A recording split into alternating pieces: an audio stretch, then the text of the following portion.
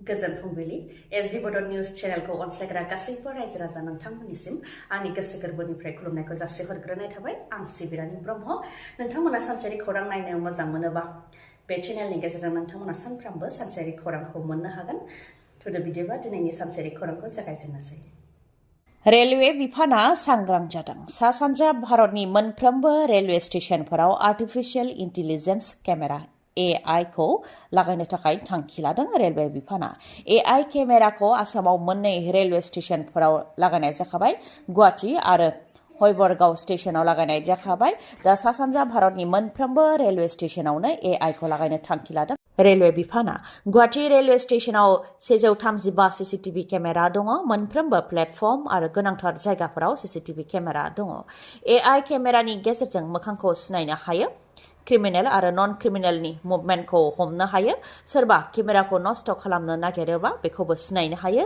मिथिखानाय criminal जायफोरना data बेसाव दंखायो बिसोरखौबो AI केमेरानि गेजेरजों सिनायनो हायो अटोमेटिक एलार्ट सिस्टेमबो दङ सिकिउरिटि फोर्स जाय ट्रेनाव दावबायो बिथांमोननि बडियावबो AI खौ लागायनो थाखाय थांखि लादों स्टेशनफोराव पेनिक बटन थागोन सोरबा जेंनायाव गोग्लैयोबा पेनिक बटनखौ थुनाय लोगो लोगोनो सोदोब जागोन आरो थोंजोङै केमेरायाव सेबखांजागोन जायखौ कन्ट्रल रुमाव नुहैगोन बेनि उनावनो जेंनायाव गोग्लैनायखौ मदद होनाय जागोन होननानै फोरमायथिदों रेलवे बिफाननिफ्राय गोजोननि बिटिआरआव फिन मानसि बुथारनाय जाथाय खास्रि बिस्रि बुनानै बुथारनाय जाथाय मुकुटनाथ आरो पंकिराज दैमारिनि बुग्लिनायाव थैनो गोनां जादों प्रियजन दैमारि मुंनि सासे लाइमोना उदालगुरिनि आम्बागाव ओनसोलाव थानाय उत्तर रौनाघर गामियाव जादों बे जाथाया बुथारजानाय प्रियजन दैमारिनि बिफाया फोरमायथिनाय बायदिब्ला जेबो दाय गैयालासे प्रियजन दैमारिखौ गाज्रियै गाग्लोबदोंमोन जोखोम जानाय हालोदाव बिथाङा फाहामथायबो लागासिनो दंमोन नाथाय दा जोबथा हां लाबाय फोरमायथिदों दि थांनाय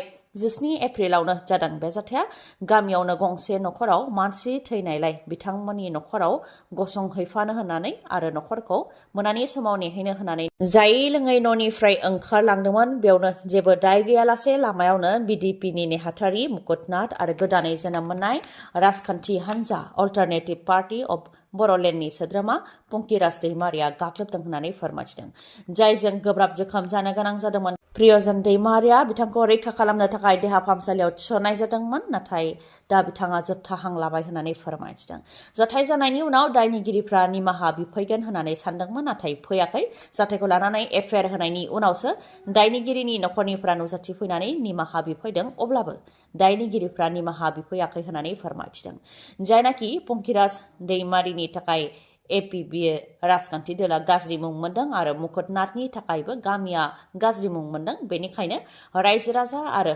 APB दोला दायनिगिरिफोरनि सायाव जाहाथे गोख्रों राहा लायो बेनि थाखाय दाबि दैखांदों बुथारजानाय प्रियजन दैमारिनि बिफाया दिल्लीनि दोंसे लामाखौ बड'फा उपेन्द्रनाथ ब्रह्मनि मुङाव खालामनो थाखाय मिरु नखर मन्त्रि अमित शाह बिथाङा खोथा होलांनाय लेखायै दिल्लीनि दोंसे लामाखौ बड'फा उपेन्द्रनाथ ब्रह्मनि मुङाव खालामनो थाखाय गनायथि होबाय मिउनिसिपल कर्परेसन अफ दिल्लीनिफ्राय बेखौ लानानै गांसे लाइजामनि गेजेरजों फोसावदों दिल्लीनि दोंसे लामाखौ बड'फा उपेन्द्रनाथ ब्रह्मनि मुङाव खालामनो थाखाय प्रप'जेल होनाय जादोंमोन बिनि सायाव बिथा खालामनानै मिनिस्ट्रिनि बिथोन बायदियै प्रप'जेलखौ मिउनिसिपल कर्परेसना एक्सेप्ट खालामबाय होननानै लाइजामनि गेजेरजों मिथिहोदों मिउनिसिपल कर्परेसन अफ दिल्लीनिफ्राय Kailash colony metro' station A18 Kailash कल'निनि साखाथियाव थानाय लाला लाजपात रायमार्गनिफ्राय लानानै A5 A6 कैलाश कल'निनि लाला लाजपात रायमार्गसिम बे दोंसे लामाखौ बड'फा उपेन्द्रनाथ ब्रह्मनि मुङाव खालामनो थाखाय गनायथि होबाय मिउनिसिपल कर्परेसन अफ दिल्लीनिफ्राय पहलगामाव उदखारि गाग्लोबनाय जाथाय जानायनि उनावनो गोख्रों जादों रैखाथि हान्जाया लास्कार ताइबा उदखारिनि साबा सोद्रोमाफोरनि न'खौ बुलडजार आरो बमाजों थेर बेथेर खालामदों जम्मु एन्ड काश्मीर अथ'रिटिज आरो सिकिउरिटि फोर्सनि गोख्रोङै गसंथेनायाव लास्कार ताइबा उदखारि हान्जानि साबा दुथांफोरनि न'खौ बमा आरो बुलडजारजों थेर बेथेर खालामदों बिजबिहाराव थानाय आदिल हुसैन तालकारनि न'खौ IEDजों बेफ्रुहोनाय जादों रिपर्टनि बायदिब्ला आदिल हुसैन तालकारा थांनाय 2018 मायथाइयाव पाकिस्तानाव थांदोंमोन बेनि उनाव उदखारिफोरजों ट्रेनिं लाहैदोंमोन पहलगामाव जानाय उदखारि गाग्लोबनाय जाथायाव प्लानिं खालामनाय आरो जाथायखौ जाफुंहोनायाव आदिल हुसैन तालकारनि गेदेर आखाइ दङ त्राल ओनसोलावबो आसिफ शेखनि न'खौ बुलडजारजों थेर बेथेर खालामदों। आदिल शेखनि न'खौबो सिफायनाय जाबाय। ओजोंहाय आसान आहमेद शेख जाय लास्कार इ ताइबायाव थांनाय 2023आव जइन जाहैदोंमोन बिनि न'खौबो IED जों बेफ्रुहोनाय जाबाय। सफियान ओनसोलावबो शाहिद आहमेद जाय 2 बोसोर सिगां लास्कार इ ताइबायाव जइन जादोंमोन बेनि न'खौबो IED जों थेर बेथेर खालामनाय जाबाय।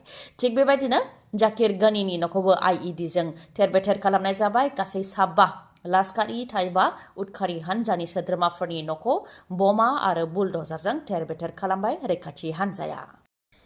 UPPL नि मावथिया UPPL नि मावथिनि सायाव जाख्ल'नायनि अजद होदों। सन्जय नार्जारी आरो सुरज आलीनि सायाव जाख्ल'नायनि अजद होदों। क'क्राझार बावखुंग्रि बियाबनि भाटिपारा VCDC आरो UPPL TCLCC नि मासिगिरिनि सायाव जाख्ल'नायनि अजद होदों बुथ कमिटिनि मेम्बारफोरा। इन्दिरा कल'निनि रायजो राजा आरो बुथ कमिटिनि मेम्बारफोरा फोरमायथिनाय बादिब्ला MGNरेगानि 10 लाख रांनि खामानिखौ मावदोंमोन जायनि खरसाया 7 लाख रां जादोंमोन। दानसे दाननैनि गेजेरावनो रांखौ मोनगोन खालि खामानिखौल' मावग्रो होननानै UPPL नि बिथांमोनहा बुंथिदोंमोन नाथाय 3 बोसोरसिम रांखौ मोनफिननो हायाखै होननानै फोरमायथिदों बुथ कमिटिनि मेम्बारफोरा। सन्जय नार्जारीनि न'आवबो गोबां खेब थांदोंमोन नाथाय रांखौ मोननो हायाखै नाथाय 3 बोसोरनि उनावसो बिल जाबाय होननानै लेंहरफिनदों बेवबो खालि 3,21,000 रांल' हरदों आद्रा थानाय रांखौ दासिमबो हराखै। मोननांगौ रांखौ मोननो थाखाय गोबां खेब मावख'आव थांदोंमोन आरो भिडिअ'खौबो लोगो हमदोंमोन नाथाय रांखौ मोनफिननो हायाखै होननानै फोरमायथिदों। पाकिस्तानखौ थोंजोङै बा खेंसालियायै मदद होनानै बिबुंथि लाखिनायनि थाखाय साफानि उनाव साफा हमजादों जोंनि आसामाव। 10निफ्राय 15 सुबुंफोरखौ दासिम हमबाय आसाम पुलिसआ। आसामनि गिबि मन्थ्रि डक्टर हेमन्त बिश्व शर्मा बिथाङा सांग्रांथि होखादोंमोन दि जम्मु एन्ड काश्मीरनि जाथायखौ लानानै पाकिस्तानखौ जायफोर मदद होनानै खेंसालियायै बा थोंजोङै बिबुंथि होयोबा बिथांमोननि हेंथा गोख्रों राहा लानाय जागोन। सोरबा राजखान्थिगिरिबाबो सोरबा दैदेनगिरिबाबो रैखा मोननाय नङा होननानै गोख्रोङै सांग्रांथि होखादोंमोन आसामनि गिबि मन्थ्रि डक्टर हेमन्त बिश्व शर्मा बिथाङा। बेनि उनावनो साफानि उनाव साफा गासै 10निफ्राय 15 जनसोखौ हमनो हाबाय आसाम पुलिसआ। सिगाङाव साबाखौ हमनाय जादोंमोन दा आरोबाव माखासेखौ हमबावनाय जाबाय। बरपेटानि महम्मद जारिफ आली बेखौ हमदों। बेजों लोगोसे बिश्वनाथनि अनिल बनिया बिथाङा छात्र मुक्ति संग्राम परिषदनि डिस्ट्रिक्ट सेक्रेटारि। बेनि अनगायैबो श्रीभूमिनि मुस्ताक आहमेद, काछारनि हुसैन बरभुइया, मोहम्मद इमरान हुसैन बरभुइया बिसोरखौ हमदों आरो कंग्रेसनि दैदेनगिरि अरांनि पासनाय सेरफां कंग्रेसनि आफादगिरि बिमल माहात्त'खौबो फेसबुकआव सोंखारिजाथाव पस्ट होनायनि थाखाय एरेस्ट खालामदों। ओजोंहाय आइजो खौरांगिरि दाद'सी दिम्पलखौबो गलाघाट पुलिसआ एरेस्ट खालामदों। हाइलाकान्दिनि सासे फरायसा सुमल माजुमदारखौबो एरेस्ट खालामदों। पाकिस्तानखौ मदद होनानै खेंसालिया आरो थोंजोङै बिबुंथि होनायनि थाखायनो बिसोरखौ एरेस्ट खालामदों आसाम पुलिसआ। जम्मु एन्ड काश्मीरनि पहलगामाव उदखारि गाग्लोबनाय जाथाय जानायनि उनावनो पाकिस्ताननिफ्राय भारतआव आयेन बेरेखा थाफैनायफोरखौ सिनायनो थाखाय भारतआव जेसेबां आयेन बेरेखा थाफैनाय दं बेखौ सिनायनो थाखाय अमित शाह बिथाङा बिथोन होदोंमोन। बे लेखायै आहमेदाबाद क्राइम ब्रान्चआ अपारेशन खालामदों जेराव गुजरातआवनो 550नि बांसिन आयेन बेरेखायै थाफैनायखौ हमदांनो मोन्दों। 550नि मादाव बांसिनानो बांलादेशनि थागिबिफोर।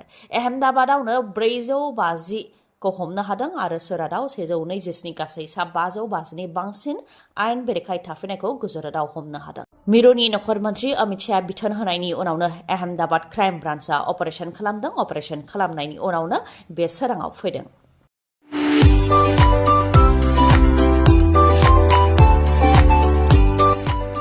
गंसे मटरसाइकेल बायोब्लानो नोंथाङा टिभि मोननो हागोन। मणिपुराव थानाय हन्डा श'रुमा गेदेर अफार लानानै फैदों। रंजालि बैसागोनि थाखाय गेदेर अफार लानानै फैदों मणिपुराव थानाय हन्डा श'रुमा। नोंथाङा जुदि मटरसाइकेल नङाबा स्कुटि बायोब्ला बेसेन नाङालासे गंसे mixer grinder, 2 helmet, 3 litre petrol मोननो हागोन। बेनि अनगायैबो SP 160 मडेलनि मटरसाइकेल बायोब्ला 32 इन्सि गुवारनि टिभिबो मोननो हागोन। गोख्रै नोंथाङा बेफोर खाबुफोरखौ लादो मानोना रंजालि बैसागुनि मुङाव फोसावनाय बे गेदेर अफारा गोलाव समनि थाखाय थानाय नङा।